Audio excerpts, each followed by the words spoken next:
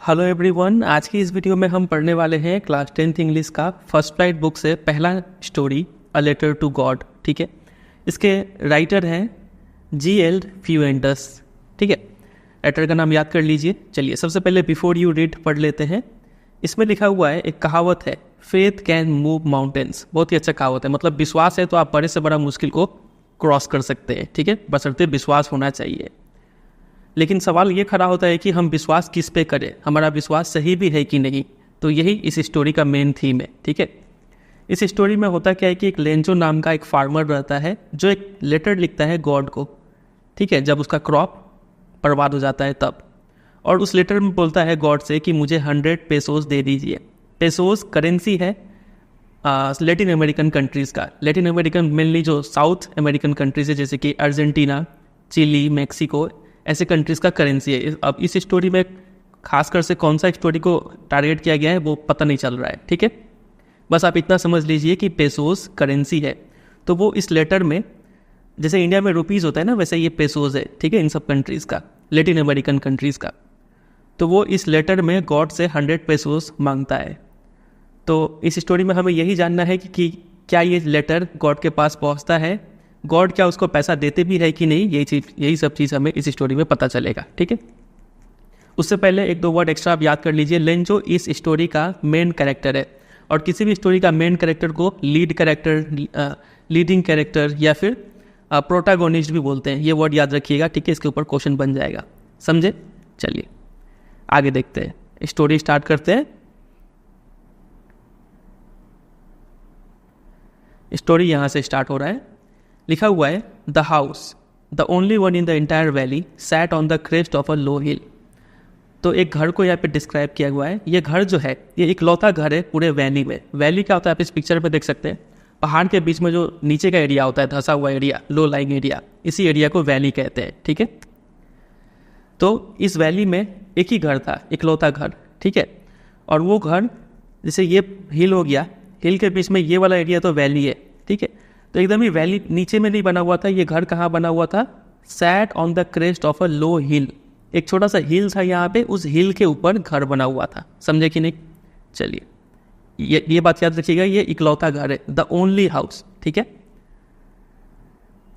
तो ये हाउस एक छोटे से हिल के क्रेस्ट यानी टॉप ऑफ अ हिल, उस हिल के टॉप में था। तो थोड़ा हाइट था इस घर का। तो from this height one could see the river. इस हाइट से रिवर इजीली दिख जाता था। Plus the field of ripe corn dotted with flowers that always promised a good harvest. River दिखता था सबसे पहले, और दूसरा चीज़ क्या दिखता था, the field of ripe corn. जो खेत है, मैदान है जिसमें कॉर्न यानी मकई बोया गया था, वो दिखता था, वो फील्ड। और उस फील्ड में जो कॉर्न थे वो सभी पक चुके थे।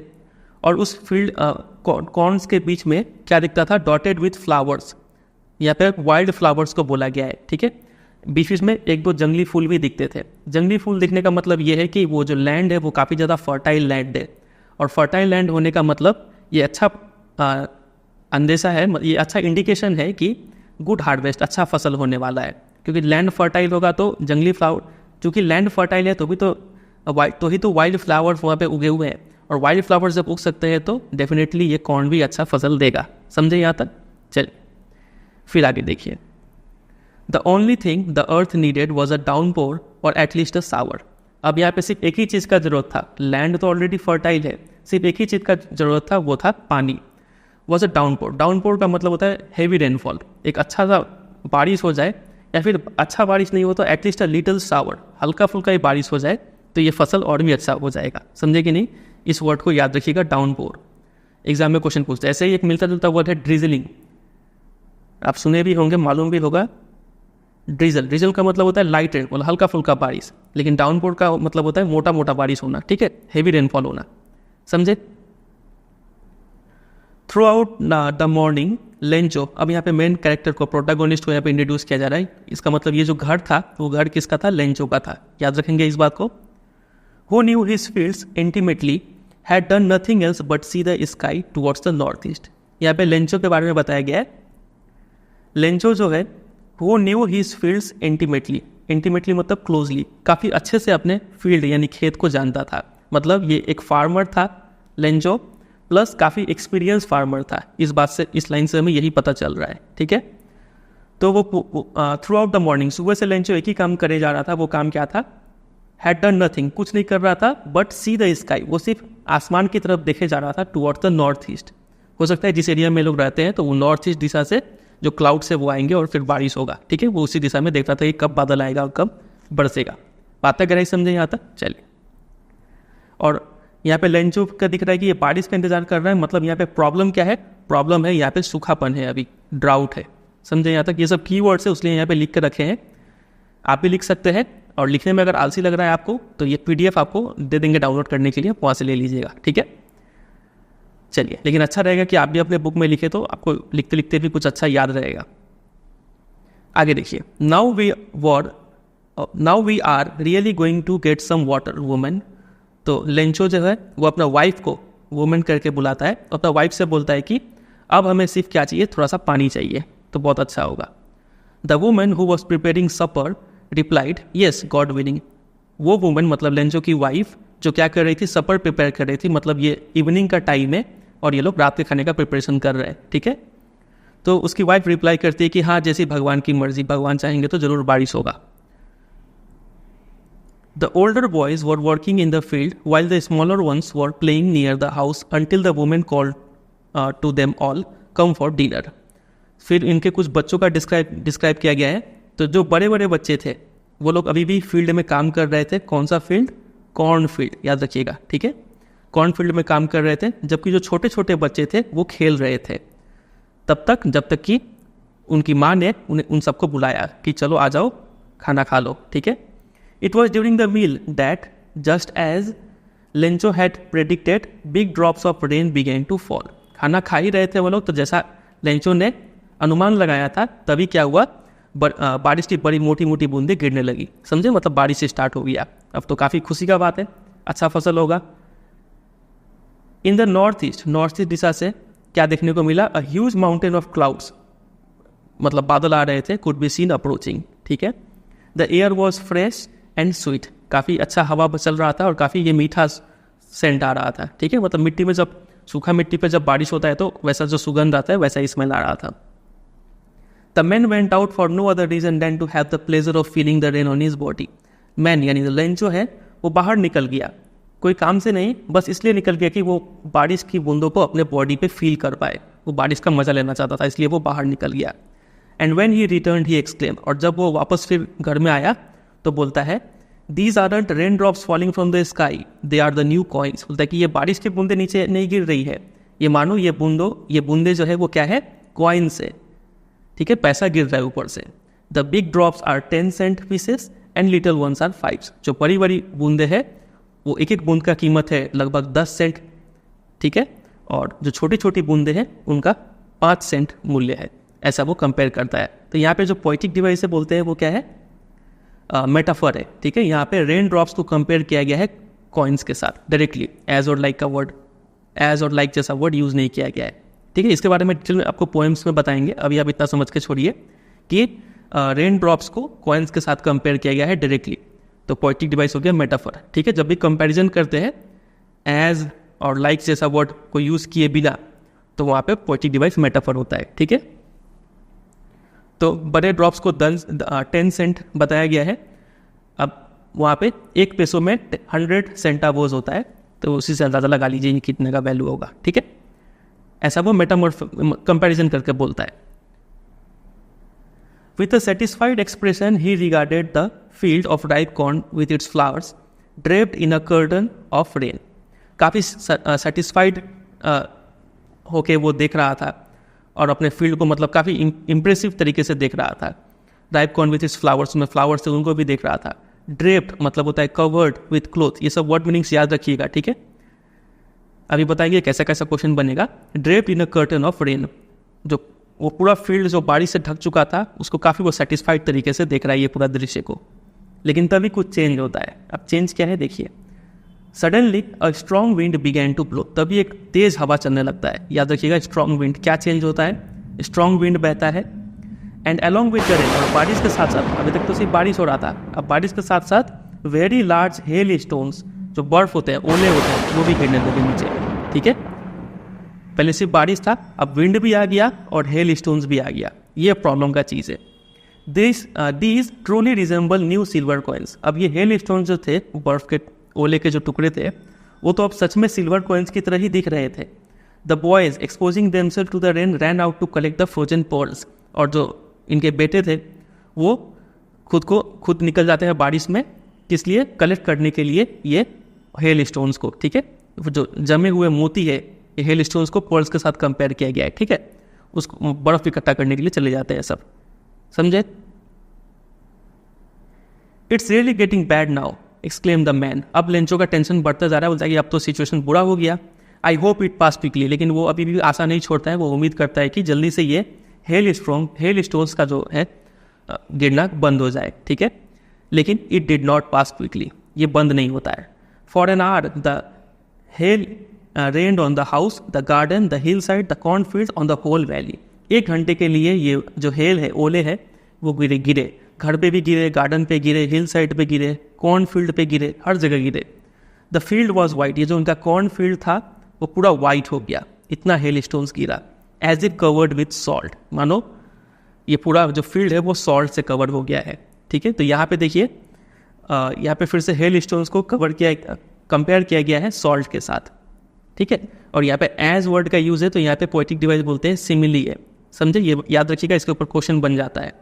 एग्जाम में ऐसा भी क्वेश्चन बना है कि यहाँ पे इसको सॉल्ट से ही क्यों कंपेयर किया गया है, सॉल्ट के जगह पे अगर शुगर से कंपेयर करते तो क्या हानि होता, ऐसा क्वेश्चन पूछते हैं एग्जाम में।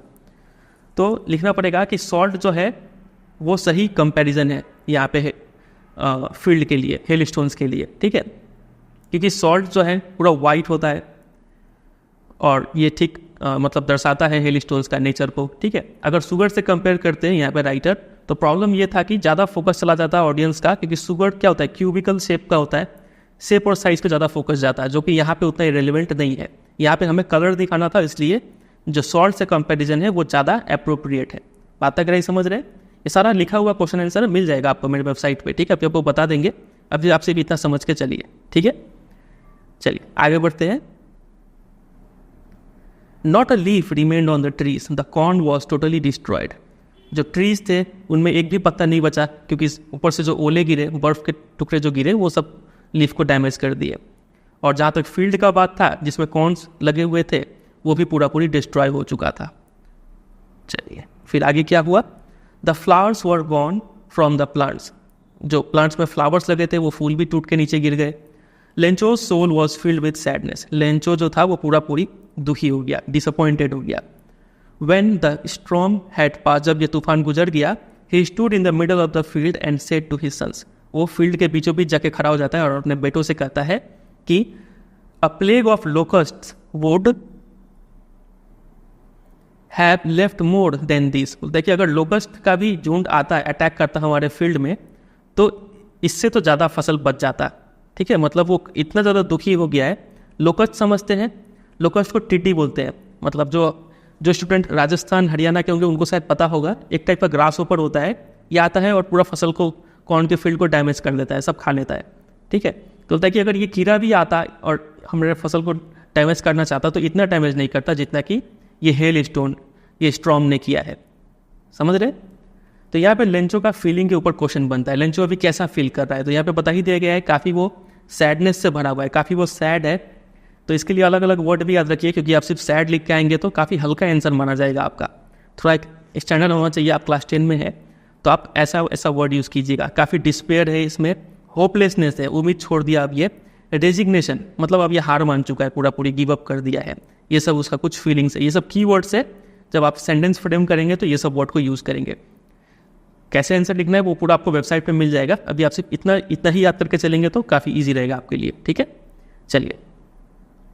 और इतना डिटेल में हम पढ़ा रहे हैं, आपको अच्छा भी लग रहा होगा।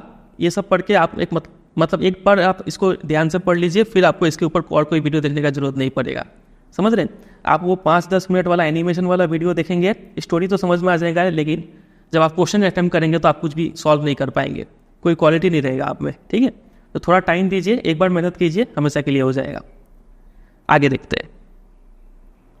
तो यहाँ पे ये जो लेंचो बोलता है कि अगर लोकस्ट लगता तो भी इतना डैमेज नहीं करता। तो इस यहाँ पे भी एक पोएटिक डिवाइस है जिसको बोलते हैं हाइपरबोली। यहाँ पे हाइपरबोली का पोएट यूज़ कर रहे हैं, बस समझ कर रख दीजिए, उतना इंपॉर्टेंट है नहीं है। आगे देखते हैं। The hell has left nothing, ये जो ओलावृष्टि जो हुआ है इससे तो कुछ भी नहीं बचा हमारे फील्ड में। लेंचो ये सब अपने सन से कहता है। This year we will have no corn, इस साल हमारे पास एक भी कॉर्न नहीं रहेगा। That night was sorrowful one, वो रात काफ़ी दुखी भरा रात रहा। All our work for nothing, सब आपस में बात कर रहे हैं कि हमारा सारा मेहनत बर्बाद हो गया। There's no one who can help us, हमारा कोई मदद नहीं कर सकता है। We will go hungry this year, इस साल हमें भूखे रहना पड़ेगा। समझे? चलिए यहाँ पे कुछ क्वेश्चन है जो ऊपर हम अंडरलाइन किए हैं, वही इसका आंसर हो जाएगा। आगे बढ़ते हैं। But in the hearts of all who lived in that solitary house in the middle of the valley there was a single hope, help from God. तो यहाँ पे एक बात जो कहा गया था कि हमारा कोई मदद नहीं करेगा, भले ही वो लोग मुंह पे तो ऐसा कह रहे हैं, लेकिन सबके मन में जो उस घर में रहता था, कौन सा घर? सॉलिटरी घर। सॉलिटरी मतलब अकेला। याद है अभी बताए थे स्टार्टिंग में कि उस वैली में एक ही घर था, ये लेंचो का घर, ठीक है। तो उस घर में जितने भी रहने वाले लोग थे, सभी के दिल में कहीं ना कहीं एक विश्वास था, एक होप था। वो होप क्या था? अब भगवान ही कुछ कर सकते हैं, हेल्प फ्रॉम गॉड। और इस स्टोरी का नाम भी आप जान रहे हैं, लेटर टू गॉड, ठीक है। देखते आगे क्या होता है। वाइफ बोलती है, लेंचो की वाइफ बोलती है कि don't be so upset even though this seems like a total loss, remember no one dies of hunger. बोलता है कि आप इतना उदास मत होइए, भले ही हमें ये दिख रहा है कि पूरा हमारा फसल बर्बाद हो गया, लेकिन एक बात आप याद रखिए कि कोई भी भूख के कारण नहीं मरा है। ऊपर वाला है, वो कुछ ना कुछ जरूर रास्ता दिखाएगा।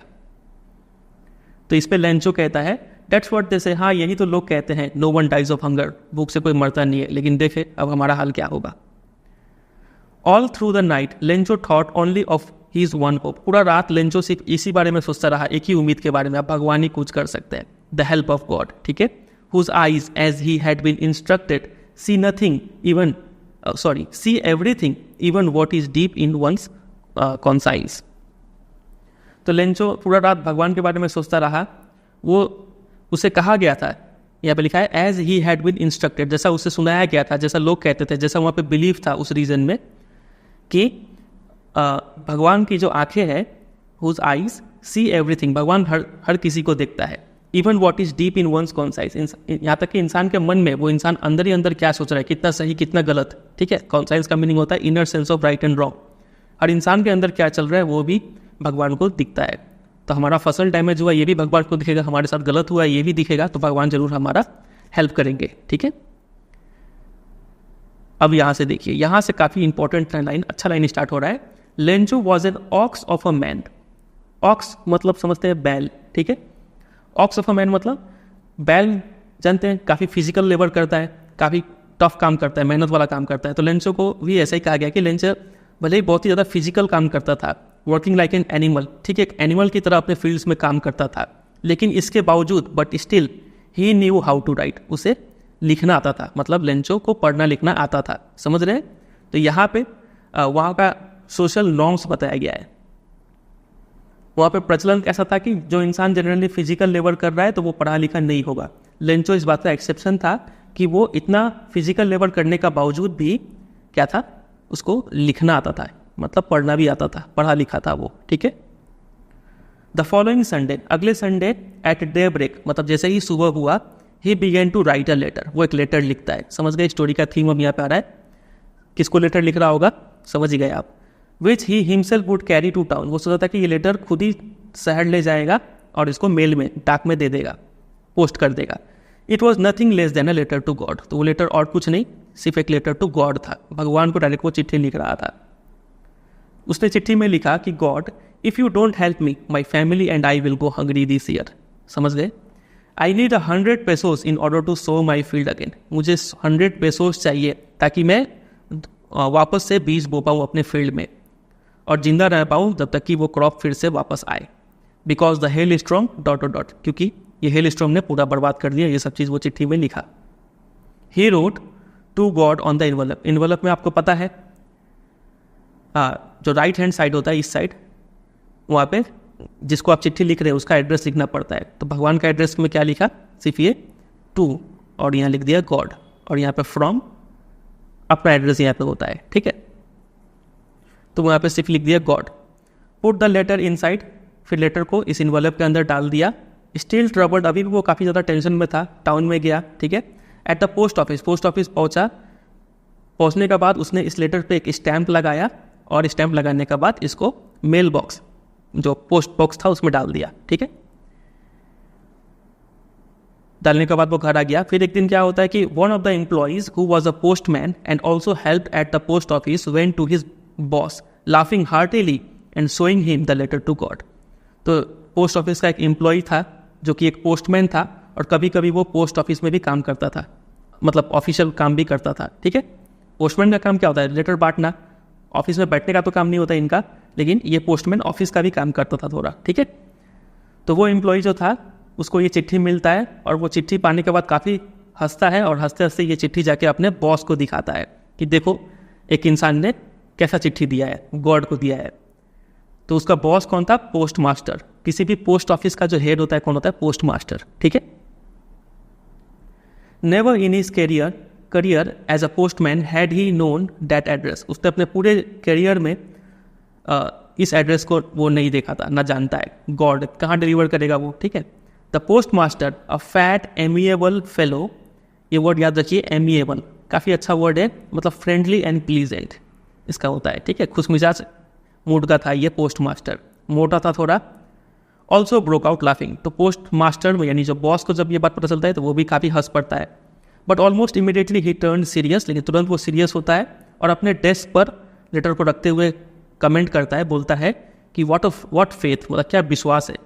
आई wish I had the faith of the man who wrote this letter, मतलब कि काश मेरे अंदर भी ऐसा विश्वास होता, इस इंसान जैसा विश्वास होता जिसने ये चिट्ठी लिखा है। सीधा गॉड को चिट्ठी लिख दिया, इतना विश्वास उसको कि भगवान उसका चिट्ठी पढ़ेगा। So in order not to shake the writer's faith in God, writer यहाँ पे कौन है? लेंचो। तो लेंचो का विश्वास भगवान से ना उठे, इसलिए पोस्ट मास्टर के दिमाग में एक आइडिया आता है। वो आइडिया ये था कि इस लेटर को आंसर कर दो। इस लेटर को आंसर कर देंगे, लेंचो को लगेगा कि ये लेटर भगवान की तरफ से आया है, ठीक है। But when he open it, लेकिन जैसे ही पोस्ट मास्टर ने उस इन्वेलप को खोला तो पता चल गया कि यहाँ पे सिर्फ गुडविल के अलावा और भी कुछ चाहिए। सिर्फ लेटर आंसर करने से नहीं होगा, लेटर पढ़ के समझ में आया कि उन्हें 100 पेसोस का जुगाड़ भी करना पड़ेगा, ठीक है, क्योंकि लेटर में तो 100 पेसो मांगा गया है। तो सिर्फ गुडविल, इंक और पेपर, सिर्फ रिप्लाई करने से नहीं चलेगा, पैसा भी खर्चा करना पड़ेगा। पोस्ट मास्टर को ये पता चला, लेकिन पोस्ट मास्टर अभी भी स्टक रहा अपने रिजोल्यूशन पे कि इस इंसान का विश्वास भगवान पर से नहीं उठने देंगे। तो वो पोस्ट मास्टर क्या करता है? He asked for money from his employees, वो अपने एम्प्लॉइज से पैसा मांगता है, खुद भी अपना पार्ट का सैलरी से भी कुछ पार्ट वो इसमें डालता है, ठीक है। फिर अपने दोस्तों से भी कहता है कि सबको इसमें थोड़ा थोड़ा पैसा दो, एक चैरिटी के लिए है। तो इतना एफर्ट वो मारता है पोस्ट मास्टर। एग्जाम में क्वेश्चन पूछते हैं, ठीक है, कि पोस्ट मास्टर क्या क्या करता है हेल्प करने के लिए। तो इतना जुगाड़ लगाने का बावजूद भी इम्पॉसिबल रहा उसके लिए 100 पेसो इकट्ठा कर पाना, ठीक है। वो कितना इकट्ठा कर पाया? He was able to send the farmer only a little more than half. 100 peso का हाफ कितना होगा? तो होगा 50। तो 50 से लिटल मोर, थोड़ा ज़्यादा। अब कितना ज़्यादा वो हमें लास्ट में पता चलेगा, ठीक है। इतना ही पैसा वो लेंचो को दे पाया। He put the money in an envelope address to the Lencho and with it a letter containing only a single word as a signature God. वो इतना रुपया इन्वेलप में डालता है और एक ब्लैंक पेपर में सिर्फ लिख देता है गॉड, ठीक है, ये लिख के भेज देता है लेंचो को। The following Sunday Lencho came a bit earlier than usual to ask if there was a letter for him. अगले संडे वापस लेंचो आता है टाउन में पोस्ट ऑफिस में और पूछता है कि क्या उसके लिए कोई चिट्ठी आया है। It was the postman himself who handed the letter to him while the postmaster experiencing the contentment of a man who has performed a good deed looked on from his office। देखिए, वो postman खुद अपने हाथों से वो चिट्ठी को Lencho को दे देता है। पोस्ट मास्टर अपने कैबिन से ही बैठ के, ठीक है, काफ़ी पोस्ट मास्टर कैसा फील कर रहा था? काफ़ी कंटेंटमेंट यानी सेटिस्फैक्शन फील कर रहा था कि चलो एक गरीब का आज हम हेल्प कर रहे हैं, ठीक है। तो वो कहीं से छिप के देख रहा था कि लेंचो का रिएक्शन क्या रहता है इस पर। Looked on from his office, ठीक है, ऑफिस में बैठ के देख रहा था लेंचो। तो लेंचो को जब इन्वॉल्व मिलता है, वो इन्वॉल्व खुल के देखता है, कुछ पेसोज उसे मिलता है। तो Lencho showed not the slightest surprise on seeing the money. Lencho का देखिए कैसे रिएक्ट करता है वो एकदम ही सरप्राइज नहीं हुआ कि उसे कुछ पैसा मिल चुका है, ठीक है। क्योंकि देखिए, आपको अगर अचानक से आप भगवान को चिट्ठी लिखे और आपको बदले में चिट्ठी में कुछ पैसा डाल के मिल जाए तो आपका रिएक्शन कैसा होगा? आप तो काफ़ी सरप्राइज हो जाएंगे ना कि अरे पैसा आया कैसे? अगर ऐसे पैसा आ सकता है तो हम बार बार चिट्ठी डाल के ही पैसा मांगेंगे, कुछ काम करने का जरूरत है नहीं, है कि नहीं? लेकिन लेंचो इसके ठीक ऑपोजिट बिहेव करता है, वो एकदम ही सरप्राइज नहीं होता है, ठीक है। इतना उसका कॉन्फिडेंस था, इतना उसका बिलीव था, या फिर बोल सकते हैं फेथ था गॉड पे। मतलब उसको मालूम ही था कि गॉड तो रिप्लाई करेंगे ही और उसको पैसा देंगे ही। तो उसको जब ये पैसा मिला 50 पैसों से थोड़ा लिटिल मोर, तो वो एकदम ही सरप्राइज नहीं हुआ, बोला कि चलो ठीक है बस इतना तो आया। बट ही बिकेम एंग्री, खुश होने का बजाय वो लेंचो गुस्सा हो गया। When he counted the money, जब वो पैसा गिना तो काफ़ी गुस्सा हो गया कि अरे इसमें तो 100 पैसों नहीं है। समझ रहे हैं? वो ये सोचता है कि God could not have made a mistake, मतलब कि भगवान तो गलती कर नहीं सकते हैं।